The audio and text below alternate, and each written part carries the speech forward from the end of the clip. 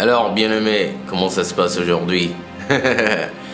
Eh oui, c'est encore lundi, et vous savez ce que c'est un jour de plus pour avoir notre émission à date étude.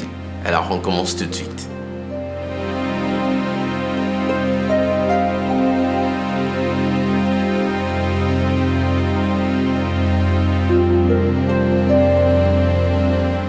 Alors, bienvenue encore dans un nouvel épisode de À date étude. Très content de vous avoir encore nombreux pour ce nouvel épisode. J'espère que vous vous portez bien, j'espère que vos familles, vos frères et sœurs, tout le monde se porte bien à la maison. Eh ben, moi je suis content d'être avec vous encore une fois. Mon nom est Jean-Pierre Adjoudi, comme vous le savez, et chaque lundi nous prenons ce rendez-vous pour être ensemble, pour discuter de la parole de l'Éternel. Alors je suis très content encore une fois pour cette opportunité que nous donne le Seigneur pour entrer dans les versets bibliques et voir ce que l'Esprit de Dieu dit à son Église que nous sommes. Alors, notre ministère est à date Connect, pardon, et j'espère que vous avez pris le temps aussi d'aller sur notre page. Il y a plein de choses là-bas que vous pourrez prendre et pour vous bénir dans votre marche avec le Seigneur. Alors, tout de suite, nous allons entrer dans le vif du sujet. Aujourd'hui, nous allons parler de ceci. Nos failles ne sont pas une raison pour ne pas servir Dieu. Nos failles ne sont pas une raison pour ne pas servir Dieu. Effectivement, en tant qu'humain, on a beaucoup de failles. Il y a plein de choses qui ne sont pas comme elles devraient être. Et ça prend du temps, petit à petit, avec l'aide du Seigneur, pour nous peaufiner, pour nous amener à être là où on doit être avec la marche avec le Seigneur. Mais en même temps, ça ne devrait pas être une raison pour dire « Oh, moi je ne peux pas servir le Seigneur, du moins jusqu'à ce que je ne sois parfait, selon lui. » Non. Le Seigneur même dit dans la parole « Venez à moi, vous tous qui êtes fatigués. » Et puis le Seigneur nous appelle à lui tel que nous sommes et nous reçoit dans sa maison, il nous reçoit dans son royaume tel que nous sommes. Et lui se charge de faire le reste. C'est à peu près pareil pour le ministère. Tu ne peux pas attendre, je ne peux pas attendre d'avoir aucune faille ou de voir toutes mes failles disparaître avant de dire « Ok, maintenant je suis prêt pour servir le Seigneur ». C'est pas comme ça que ça marche. Dieu prend plaisir à prendre quelque chose qui est rempli de failles et de l'utiliser, de parfaire cela en lui, dans sa présence, et de l'utiliser pour bouleverser ce monde. Il prend plaisir à faire ces choses. Alors, laissons le Seigneur nous utiliser et ne servons pas de blocage à ce que le Seigneur veut faire en disant on ne peut pas le servir parce qu'on n'est pas parfait comme on devrait l'être. Regardons la parole de l'Éternel, voyons ce que dit la parole de l'Éternel sur ce sujet. Alors tout de suite, nous allons partir dans le livre de Exode. Si vous pouvez me joindre à tourner au livre d'Exode, chapitre 4. Ce sera Exode, le chapitre 4. Le verset 10 à 13, bien aimé.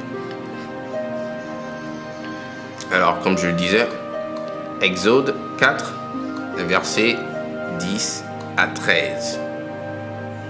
J'espère que vous y êtes, moi j'y suis, et nous lisons la parole de l'Éternel. Moïse dit à l'Éternel, « Ah, Seigneur, je ne suis pas un homme qui ait la parole facile, et ce n'est ni d'hier, ni d'avant-hier, ni même depuis que tu parles à ton serviteur, car j'ai la bouche et la langue embarrassées. » L'Éternel lui dit, « Qui a fait la bouche de l'homme? Et qui rend muet ou sourd, voyant ou aveugle? N'est-ce pas moi l'Éternel? Va donc, je serai avec ta bouche, et je t'enseignerai ce que tu auras à dire. » Verset 13. Moïse dit, « Ah, Seigneur, envoie qui tu voudras envoyer. » Voilà Moïse ici, que l'Éternel appelle, lui demande d'aller parler de sa part. L'Éternel l'envoyait en Égypte, comme vous savez, tout le monde connaît l'histoire. Mais Moïse avait un problème. Moïse n'avait pas le verbe facile. Je veux dire que Moïse bégayait, j'ai l'impression. C'est ce qu'il était en train de dire au Seigneur. En oubliant que non seulement le Seigneur le connaît plus que lui-même, mais de deux, dans le Seigneur, dans sa présence, toutes nos failles disparaissent. Tout devient parfait. C'est lui l'Éternel des armées, après tout. Et c'est lui qui l'envoyait d'aller parler. Ne savait-il pas qu'il avait des limitations dans le verbe? Il le savait. Donc Moïse qui voulait utiliser ça comme une excuse pour dire « je ne peux pas te servir parce que je ne peux pas parler ». Et le Seigneur qui le rappelle. Qui donne le parler? Je suis en train de paraphraser bien sûr. Qui permet aux gens d'avoir le verbe? N'est-ce pas moi? En d'autres termes, je rends tout possible. Toute impossibilité devient possible avec moi. Nos failles ne sont pas une raison pour ne pas servir Dieu. Nous avons deux autres versets à lire, bien-aimés. Partons dans le livre de Genèse, chapitre 20.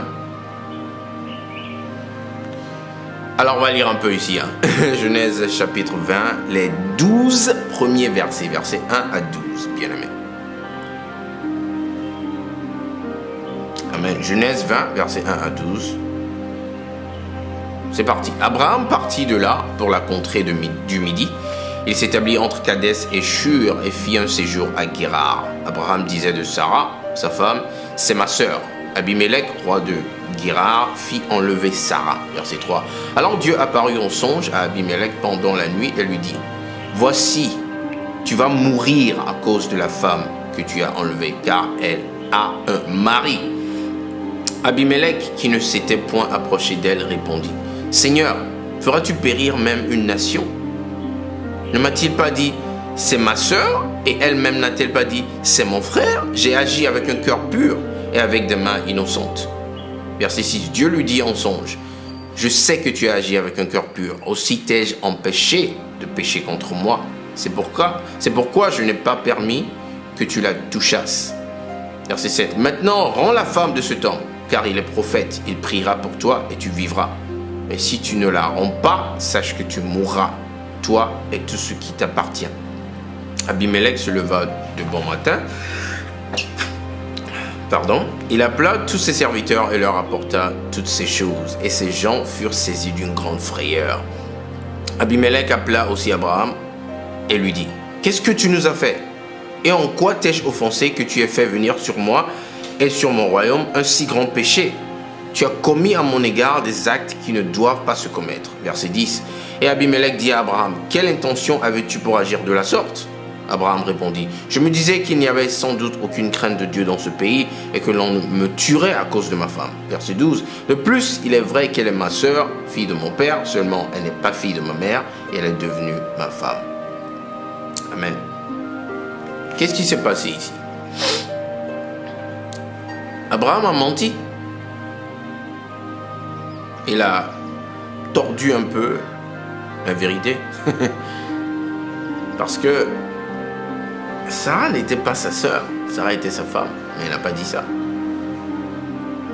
Mais après que cet incident s'est produit, est-ce que Dieu a lâché Abraham? Il n'a plus utilisé? Pas du tout. Même les plus grandes choses se sont produites après ça. Qu'est-ce que je suis en train de dire? Abraham avait des failles. Mais il avait un cœur pour Dieu, un cœur qui se répondait, un cœur qui était prêt à tout pour servir Dieu. C'est tout ce que le Seigneur veut. Donne-lui ton cœur. Sois prêt, dévoué à lui. Tes failles, confie-les à lui. Il s'en occupe. Et ces failles ne seront plus un blocage. C'est pas une raison pour ne pas servir Dieu. Parce que les failles seront là en tant qu'humain dans ce corps charnel. Mais avec son aide, tout rentre dans l'ordre. Bien aimé, lisons le 3e verset parce que le temps s'en va très vite. 2 Samuel, chapitre 11, les versets 14 à 21. 2 Samuel 11, 14 à 21. Alors nous lisons la parole de l'Éternel. Le lendemain matin, David écrivit une lettre à Joab et l'envoya par la main d'Uri. Il écrivit dans cette lettre: placez Uri au plus fort du combat et retirez-vous de lui, afin qu'il soit frappé et qu'il meure. Verset 16. Joab, en assiégeant la ville, plaça Uri à l'endroit qu'il s'avait défendu par de vaillants soldats. Les hommes de la ville firent une sortie et se battirent contre Joab. Plusieurs tombèrent parmi le peuple, parmi les serviteurs de David, et Uri le Héthien fut aussi tué. Joab envoya un messager pour faire rapport à David de tout ce qui s'était passé dans le combat. Il donna cet ordre au messager: quand tu auras achevé de raconter au roi tous les détails du combat, peut-être se mettra-t-il en fureur et te dira-t-il: pourquoi vous êtes-vous approché de la ville pour combattre? Ne savez-vous pas qu'on lance des traits du haut de la muraille? Verset 21. Qui a tué Abimelech, fils de Jérubéchet? N'est-ce pas une femme qui lança sur lui du haut de la muraille un morceau de meule de moulin, et non n'est-il pas mort à Thébet? Pourquoi vous êtes-vous approché de la muraille? Alors tu diras: ton serviteur Uri le Héthien est mort aussi. David a comploté pour tuer Uri. C'est simple, c'est ce qu'il a fait. Uri, en fait, pour la petite histoire, c'est David a vu la femme d'Uri nue se laver. Il a été attiré à elle. Il a voulu l'avoir pour lui seul. Donc il a comploté pour envoyer Uri combat à ce qu'il puisse mourir, pour qu'il puisse avoir la femme de ce dernier à lui tout seul. Quel acte de manipulation, de mensonge et de cruauté. Mais Dieu a continué à utiliser David après cela. Bien entendu, David a eu des remords, il s'est repenti, il a prié, il a demandé pardon au Seigneur et tout. Ça, bien sûr, il faut le faire. Hein. C'est pas pour dire qu'il faut gaffer exprès et puis Dieu continue. Non, c'est pas ce que je dis. Mais son cœur était pour Dieu. Donc, bien vrai que dans sa chair, il luttait, il fautait, il avait des failles, ainsi de suite. Ça n'a pas empêché Dieu de l'utiliser comme un instrument puissant entre ses mains. Mon message pour toi aujourd'hui est: arrête de regarder à tes failles, de toujours dire: oh, j'ai trop de failles, j'ai trop de lacunes, tout ça. Dieu ne peut pas utiliser un homme comme moi. J'attends à être parfait avant de pouvoir servir le Seigneur. Non, ça c'est un mensonge du diable. Dieu n'attend pas à ce que tu sois parfait. Tu ne peux pas être parfait pour Dieu de toute façon. C'est lui qui te rend parfait. Donc accepte que le Seigneur t'utilise comme tu es et qu'il fasse en sorte que tu sois parfait dans les endroits où tu es faible, où tu as des failles, afin d'être utilisé pour la gloire du Seigneur. J'espère que ce message t'a béni aujourd'hui. Désolé si on est parti un peu plus loin aujourd'hui, on est dans les 12-13 minutes je crois là. Mais ce fut un bon message et merci encore de votre attention. Mon nom est Jean-Pierre Adieu, encore une fois, très heureux de vous avoir et j'espère vous retrouver encore la semaine prochaine pour un nouvel épisode. Passez une excellente fin d'après-midi et une excellente semaine et que le Seigneur vous bénisse. Shalom.